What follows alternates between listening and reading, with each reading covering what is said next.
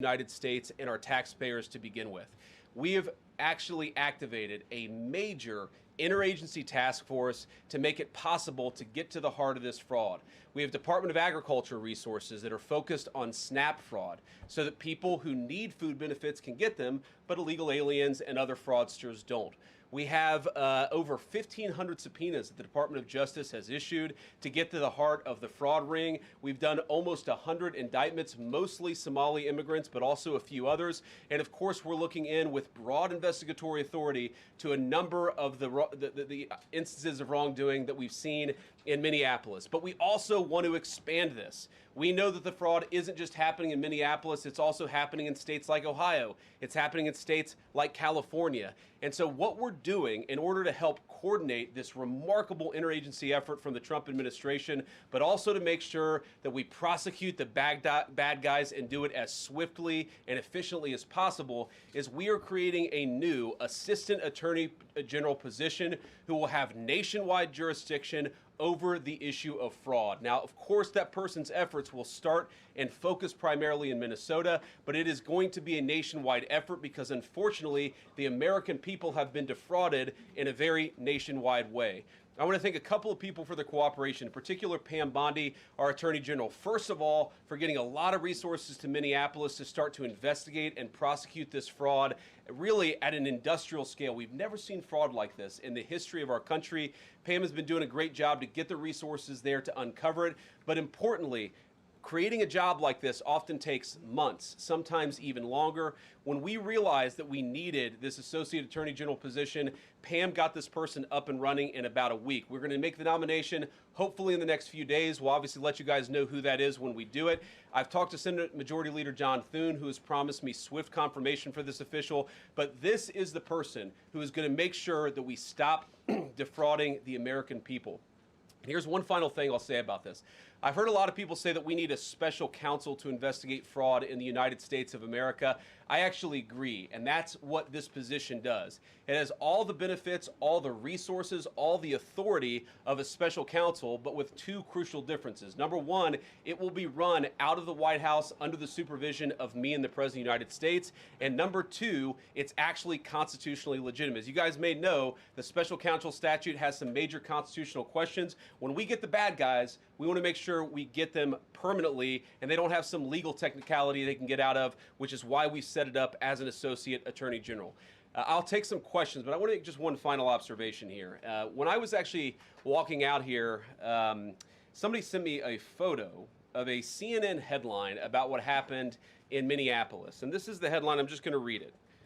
Outrage after ICE officer kills U.S. citizen in Minneapolis. Well, that's one way to put it, and that is the way that many people in the corporate media have put this attack over the last 24 hours. And I say attack very, very intentionally because this was an attack on federal law enforcement. This was an attack on law and order. This was an attack on the American people. The way that the media, by and large, has reported this story has been an absolute disgrace, and it puts our law enforcement officers at risk every single day. What that headline leaves out is the fact that that very ICE officer nearly had his life ended, dragged by a car 6 months ago, 33 stitches in his leg. So you think maybe he's a little bit sensitive about somebody ramming him with an automobile? What that headline leaves out is that that woman was there to interfere with a legitimate law enforcement operation in the United States of America. What that headline leaves out is that that woman is part of a broader left-wing network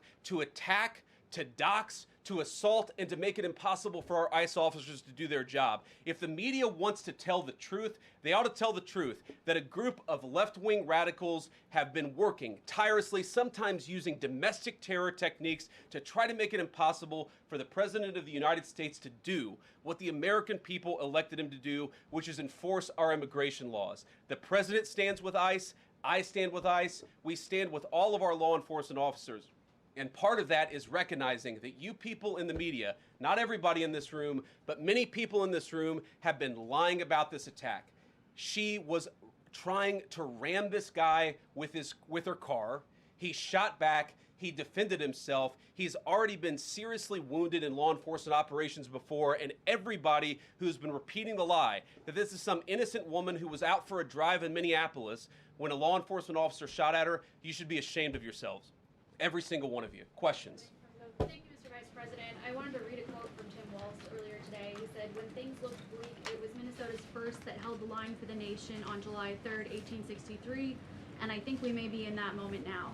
Can you comment on his rhetoric and Mayor Jacob Frey and whether they want to see unrest in Minneapolis? Well, that's very tough rhetoric from a guy who just quit because his fraudulent activities have been uncovered. Look, Tim Walz is a joke. His entire administration has been a joke. The idea that he's some sort of freedom fighter, he's not. He's a guy who has enabled fraud and maybe, in fact, has participated in fraud. That's what this new Assistant Attorney General position is going to find out. I don't care what Tim Walz says. I care about getting to the bottom of this fraud for the American people, and I care about enforcing the nation's immigration laws. That's what we're going to stay focused on. Unrelated question here. I mean, Democrats have accused ICE of murder. They've said they're targeting Americans. They've told ICE to get the F out of Minnesota. This is going to stoke the fire against ICE agents, and you're talking about ICE agents right now and being concerned about them. What, if anything, is the administration going to do to make sure these folks are protected during these protests? But also, should DHS sort of revisit their procedures here? I mean, nobody wants to see an American killed. Are there changes that need to be made to make sure something like this doesn't happen again? Look, first of all, of course, nobody wants an American citizen to be killed. This is absolutely a tragedy, but it's a tragedy of the making of the far left. They have radicalized a very small segment of the population, taught them that ICE agents are engaging in wide-scale violation of people's rights. What our ICE officers are doing is deporting the millions of criminal aliens that were let in during the Biden administration. So number one, we have to say, as a matter of leadership, and I would appreciate if the Democrats would join me on this, let's be honest about the fact that we have way too many illegal aliens in this country. Our ICE officers should be supported in doing their job. You're trying to actually marshal the far left lunatic fringe to engage in doxing, to try to make it impossible for them to enforce the law, and in some cases actually to engage in acts of domestic terrorism against our law enforcement officers. When you talk about different plans, different protocols, different policies, I forget exactly how you asked the question. Here's the simple fact. What we're going to do is make it easier for the American people's administration to enforce the American people's law. And that means that Democrats have to stop rallying the mob against legitimate law enforcement operations, and that means that we are going to get tougher, and that's what this AAG position is about. We're going to get tougher at the people who are defrauding the United States by inciting violence against our law enforcement officers. That's one of the things that we're going to do. We've already started that work at the Department of Justice, but we're going to keep on doing it, and this new AAG position is going to kick that into high gear. Vice President Vance, you just suggested that this woman who was killed, Renee Good, is part of a broader left-wing network. Who do you think is behind this broader left-wing network? Well, it's one of the things we're going to have to figure out, but here's the way that I put it. When somebody throws a brick at an ICE agent, or somebody tries to run over an ICE agent, who paid for the brick? And who told protesters to show up and engage in violent activity against our law enforcement officers? You see, just with this most recent terrible incident in Minneapolis, you see friends of this woman's or other people who are eyewitnesses saying basically that she was there to engage in obstruction of a legitimate law enforcement operation. How did she get there? How did she learn about this? There's an entire network, and frankly, some of the media are participating in it, that is trying to incite violence against our law enforcement officers. It's ridiculous, it's preposterous, and part of our investigatory work is getting to the bottom of it. Who's funding it? Who's supporting it? Who's cheerleading it? And of course, if there's illegal activity related to that, we're going to get to the bottom of that and prosecute it where we can. Mr. Vice President, thank you for taking questions today. Is there a risk with you describing her as a deranged leftist, talking about very specific facts of these events, when an investigation is just beginning? Are you preempting a thorough investigation by drawing such conclusions? And have you received any information beyond the videos we've seen publicly about this individual, her specific acts, that has informed your point of view? Well, first of all, the Department of Justice is going to investigate this. The Department of Homeland Security is already investigating this. But the simple fact is, what you see is what you get in this case. You have a woman who was trying to obstruct a legitimate law enforcement operation. Nobody debates that. You have a woman who aimed her car at a law enforcement officer and pressed on the accelerator. Nobody debates that. I can believe that her death is a tragedy while also recognizing that it's a tragedy of her own making and a tragedy of the far left who has marshaled an entire movement, a lunatic fringe against our law enforcement officers. I think what is clearly happening here, and it's going to keep on happening unless the Democrats wake up and say, you know what, you don't have to agree with our immigration policies. You don't have to agree with what the president or the vice president believe about immigration enforcement, but why don't you take this to the ballot box? Why don't you vote? Why don't you organize? Instead, what some of them are doing is encouraging people to get violent with our law enforcement officials. It's disgraceful and it's got to stop. Yeah. Just to follow up on that question, and again, thank you for taking questions, Mr. Vice President. There's clearly a lot of emotion in Minnesota, across the country, over this incident. You're calling Renee Good a deranged leftist. There's been heated rhetoric that we've also heard from officials. What responsibility do you and the president have to diffuse some of the tension that we are seeing play out in Minnesota, bring down the temperature as this investigation is unfolding? What we have a responsibility to do is to protect the people who are enforcing the law and protect the country writ large. Whether you're Democrat or Republican, you deserve to have the people's laws enforced in the United States of America. Now, again, I'm not happy that this woman lost her life. I'm not happy that this woman was there at a protest violating the law by interfering with a law enforcement action. I think that we can all recognize that the best way to turn down the temperature is to tell people to take their concerns about immigration policy to the ballot box. Stop assaulting and stop inciting violence against our law enforcement officers. That's the best way to take down the temperature. And we're not going to give in to terrorism on this. And that's exactly what's happening. People trying to antagonize, to commit acts of violence. They throw bricks at them. Sometimes they shoot at them. Sometimes they dox them. Sometimes they go to their place of residence and harass their families. This is classic terrorism. And we cannot say that when a far left fringe is inciting violence against our brave law enforcement officials, that we're no longer going to enforce the law. That's rewarding the very people who are engaged in this garbage. The actual reward that they just got is a new assistant attorney general who is going to prosecute and investigate this stuff even more aggressively than before. Yeah. Thanks for taking my question. So the head of Minnesota's investigations agency says that the U.S. Attorney's Office has essentially cut off the state investigations agency's access to the investigation. What is the precedent for that, and why shouldn't the Minnesota officials on the ground have access and evidence to work on this investigation? First of all, I wish the state officials in Minnesota would investigate why you have so many people who are using their vehicles and other means to actually interfere with a legitimate law enforcement operation. The precedent here is very simple. You have a federal law enforcement official engaging in federal law enforcement action. That's a federal issue. That guy is protected by absolute immunity. He was doing his job. The idea that Tim Walz and a bunch of radicals in Minneapolis are going to go after and make this guy's life miserable because he was doing the job that he was asked to do is preposterous. The unprecedented thing is the idea that a local official can actually prosecute a federal official with absolute immunity. I've never seen anything like that. It would get tossed out by a judge. So what I'd like Minnesota to focus on is the real issue, that they're encouraging people. Minneapolis officials are encouraging people to commit violence against ICE officials. It's ridiculous. It's got to stop. Go ahead. Mr. President, thank you.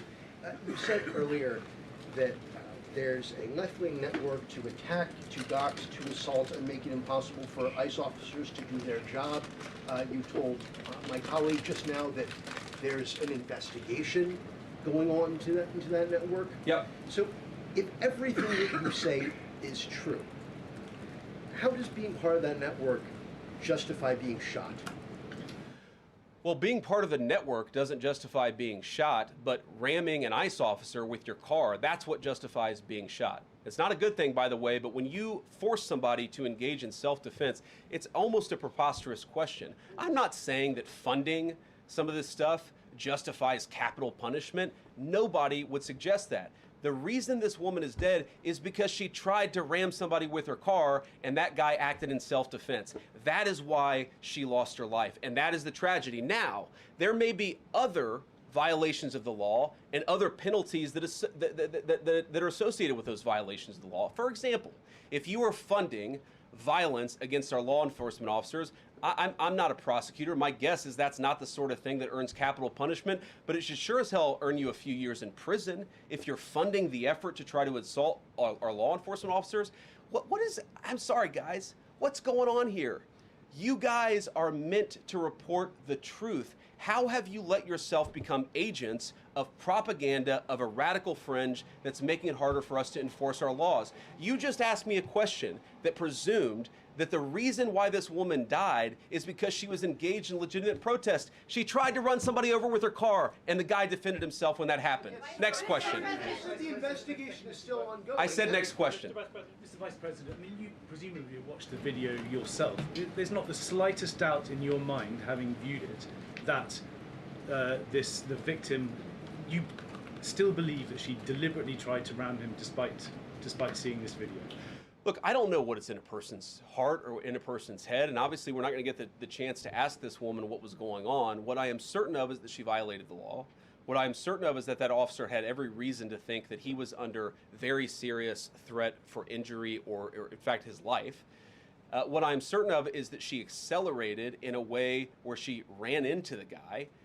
I don't know what was in her heart and what was in her head, but I know that she violated the law, and I know that officer was acting in self-defense. It raises an interesting point, though. Look, if people want to say that we should have a legitimate debate about, you know, what was she really doing, right? Was she panicking when she drove into this officer, or was she actually trying to ram him?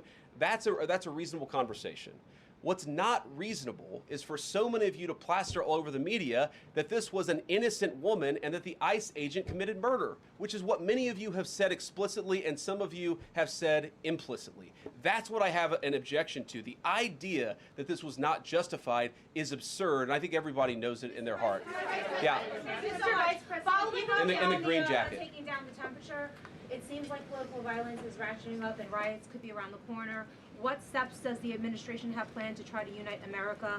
Average people on both political sides are so tired of fighting with each other, and I think all the journalists in this room could agree with me that we don't want to be part of the problem. Do you have any words to unite America? You know, I know you don't want to be a part of the problem, and I think that's true of a lot of you. I'm not sure it's true for everybody, because the reporting over this has been one of the biggest scandals I've ever seen in media. I've never seen a case so misrepresented and misreported when you have a guy who was defending himself and is now being treated as some sort of federal assassin by so many of the people in this room. First of all, let me say about crime. You mentioned violence. One of the things we're proudest about is that you saw violent crime over the last year drop by 20%. Why is that drop by 20%? Is it because we're attacking our law enforcement officers, or is it because we in the administration are empowering our law enforcement officers to enforce the law? I think that's one of the ways you take down the temperature, is you make people feel more secure and safe in their person and property. That's why we care so much about protecting our law enforcement, because it accrues to the benefit of the entire national community. I think that we can absolutely talk about the ways in which, you know, we can lower the temperature by discussing differences in a reasonable and rational way. Again, I'm happy to talk with any congressional Democrat or any of you about our immigration policy, about why I think it's necessary, about why I think it's in the best interest of the country, about why the President of the United States was elected to actually enforce the border for the first time in at least 4 years. So here's the problem. That's not the debate so many people are having. They are actively covering for people who are committing acts of violence against federal law enforcement. It is preposterous. The way to take down the temperature is to stop it. Have your debates about policy. Attack me. Attack the President of the United States. Don't attack our law enforcement officers. They are trying to do the job the American people demanded that they do. They are not policy actors. They are enforcing the law. They should be treated with a modicum of dignity and respect. And the fact that they're not is why incidents like yesterday happened. The one final point I'll make about this is, look, there's a part of me that feels very, very sad for this woman, not just because she lost her life, but because I think she is a victim of left-wing ideology. What young mother shows up and decides they're going to throw their car in front of ICE officers who are enforcing legitimate law? You've got to be a little brainwashed to get to that point to where you're willing, not just to protest, that's fine, not peacefully protest, but throw your vehicle in front of legitimate law enforcement officers and drive your car into them. To get to that point, you have to be, I think, radicalized in a very, very sad way. I certainly wish that she hadn't got there. I know there's an ICE officer right now who very much wishes he was not put in the position where he had to fire a gun to defend his own life. Yeah. Thank you, Mr. Vice President. What's your message, following up on that, what's your message to the leaders in Minnesota, the governor of Minnesota, the mayor of Minneapolis, to calm down the situation on the ground, on the streets? What's your message also to those protesters who saw that video in a completely different way than you saw that video? Well, first of all, I think if you watch every angle of that video, there is one angle where if you squint, you can maybe tell yourself that it's not clear what happened. But when you look at all angles of that video, it is very clear that her vehicle went right for the guy. She actually collided with him. And then that's, of course, when he fired his shots. That's obvious, okay? So what I'd say to the protesters is, by all means, protest peacefully, but make this about ideas. Make this about disagreement with our policy. Don't use your protest as a justification or an encouragement for people to go and incite violence and participate in violence against our law enforcement officials. To the people on the ground in Minneapolis, meaning the local officials in Minneapolis from Tim Walz on down, I'd say, look, why can't you just disagree with a given piece of immigration policy without turning law enforcement into the enemy? And think about, for example, a criminal law where a police officer goes and arrests somebody because they violated a criminal law. If you're mad about that, go and protest the politician who passed that law. Don't attack the police officer who's just doing their job. We had a wide open border under Joe Biden. I happen to think it's a good thing the President of the United States has closed it down. If you think that's a bad idea, criticize this administration for a policy decision. Don't attack our people for enforcing the law, because I guarantee you go to ICE, there are black people and white people, there are Democrats and Republicans, they are patriotic Americans who are trying to enforce the law. Attack me, lay off of our ICE agents. Yeah, in the blue, all the way, yeah. Yep, thank you, Mr. Vice President. You called on Tim Walz to resign. Can you lay out the case as to why he should step down? Well, look, I think Tim Walz should resign because it's very clear either that he knew about the fraud in Minneapolis, he knew about the welfare fraud, or at the very least he looked the other way. I mean, this is not this is not like Lex Luthor, right? This is not movie villain fraud. This is the lowest IQ possible fraud. This is, we're going to take the absence of kids and set up a daycare center where there are no children, and we're going to call our early childhood education center the Quality Learning Center. By the way, if you can't spell learning, maybe you shouldn't be in early childhood education. But people got rich off of this. We know that there were schools who either had no enrollment or at least they overstated their enrollment. Tim Walz, either it was unbelievable incompetence or he was in on the fraud. That's one of the things we're going to get to the bottom of. Sir. Thank you, Mr. Vice President. Can you explain the difference between this Associate Attorney General and a special counsel? And do you envision this being a permanent position or having more of a limited scope? Well, it's going to be permanent until we get to the bottom of what's going on, so I think it's going to last for at least the remainder of the administration. What's different about it from a special counsel is, if you remember, the Jack Smith case where the special counsel was found unconstitutional, one of the big issues there is that that person was not an appointed person, completely aside from all the other issues, that the person was a lunatic and that the case had no merit. There was a fundamental constitutional issue, which is that he had not been appointed by the president and he had not been confirmed by the United States Senate. An assistant attorney general, what that's going to allow us to do is appoint this person, have them confirmed by the Senate. That's one difference. The more substantive difference is that this person is going to be part of a very broad interagency White House that's being led from the President of the United States on down. And that's going to give him the resources, the access to material and information to make this person more effective. I think a lot of people have asked, how are you really going to get to the heart of the fraud? We've been asking ourselves that question for the past couple of months, and we think this is the critical piece at the Department of Justice to really ramp this fraud investigation into high gear. In the red tie, yeah. Vice President Vance, I wanted to ask, what's your message to far leftist agitators who feel emboldened to obstruct ICE activity in Minnesota and around the country? Well, I think they shouldn't feel emboldened because now they have an assistant attorney general who is going to prosecute and investigate their fraud and their violence more aggressively than it has ever been investigated in the United States of America. We are doing so much to try to find the financing networks and the domestic terrorism networks that legitimate this violence, that fund this violence, and that, of course, engage in the violence. These people should not feel emboldened because they have, for the first time, maybe in American history, an administration that is not going to tolerate political violence of any kind from anywhere. Yeah. We made clear today that the entire weight of the federal government is behind these ICE agents and this ICE agent in particular. There is still a federal investigation happening on the ground. Does that mean that they are not looking into this ICE agent at all? They are just focused on the woman who was in the car? What is the investigation if the federal government has already determined that its weight is behind this ICE investigation? So what do you mean? When you say investigation, do you mean investigation of the shooting yesterday or of the fraud that's happening in Minneapolis? Yesterday. Okay, look, DHS, as I understand it, has an investigation already ongoing. I know that other organs of our government are looking at this. So yes, there is certainly an investigation that's happening right now. But as part of the broader fraud investigation, a lot of what we're doing with the Department of Justice has already started.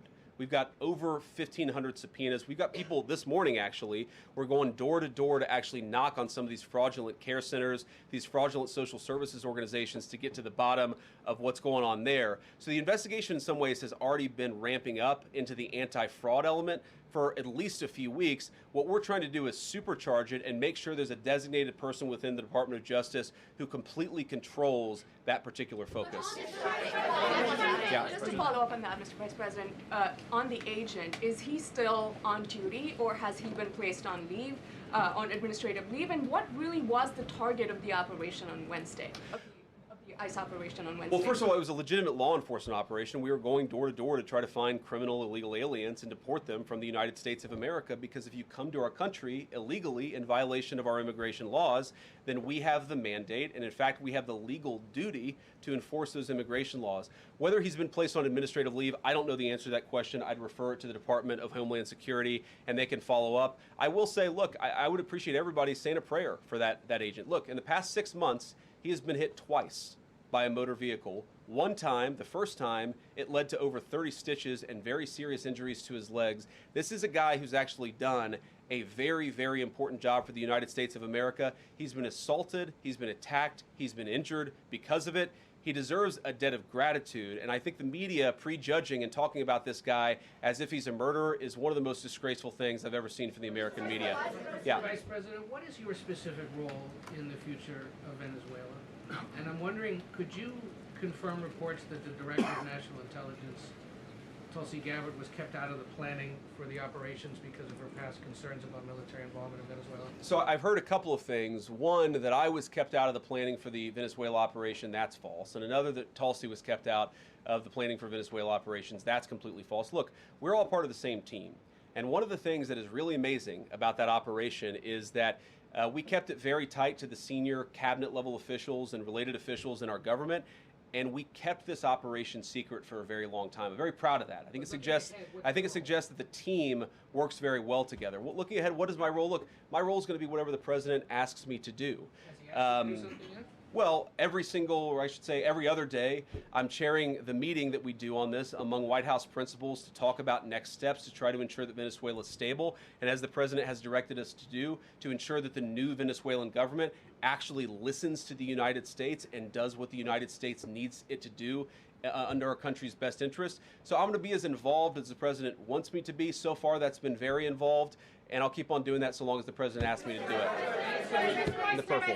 Yes. Even Mr. beyond the war powers Sorry, resolution. we'll go purple, and then we'll go pink or whatever that is in front. Royal purple. And then beige. All right. Okay. Are there any indications, you talked about the network, are there any indications that the lady who was shot, I know there are different reports from there, her wife said they were new to the area.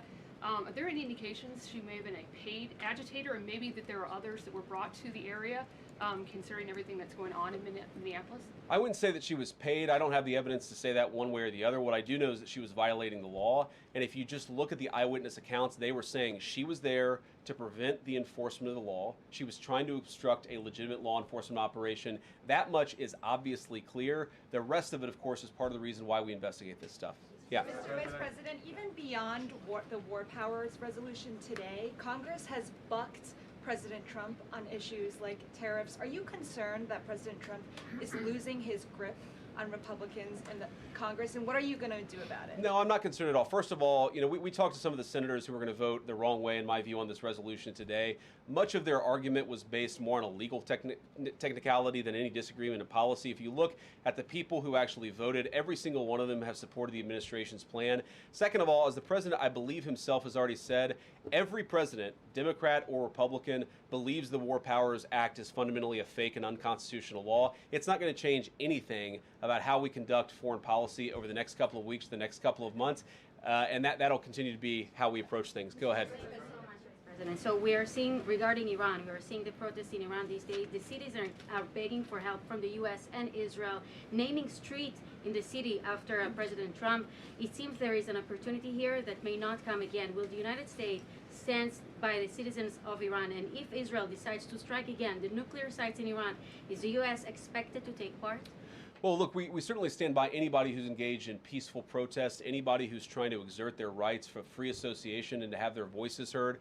Obviously, the Iranian regime has a lot of problems, and as the President of the United States has said, the smartest thing for them to have done, it was true 2 months ago, it's true today, is for them to actually have a real negotiation with the United States about what we need to see when it comes to their nuclear program. I'll let the President speak to what we're going to do in the future, but we certainly stand with anybody across the world, including the Iranian people who are advocating for their rights. I'll take just a couple more questions. Yeah, go ahead. Thank you very much, Mr. Vice President. Concerning Venezuela, how would you assure the Caribbean region that they will remain a zone of peace? Because some member states in the region are concerned. Well, look, the President had a very productive phone call with the President of Colombia yesterday, and we continue to talk at all levels of government with a number of our friends in the Caribbean region. I actually think this is really good for peace in the Caribbean, because when you take away a major source of illegal cartel revenue, which is the cocaine trade, the fentanyl trade, other sources of illicit revenue, you actually remove the power of one of the main destabilizing forces in Latin America and in the Caribbean.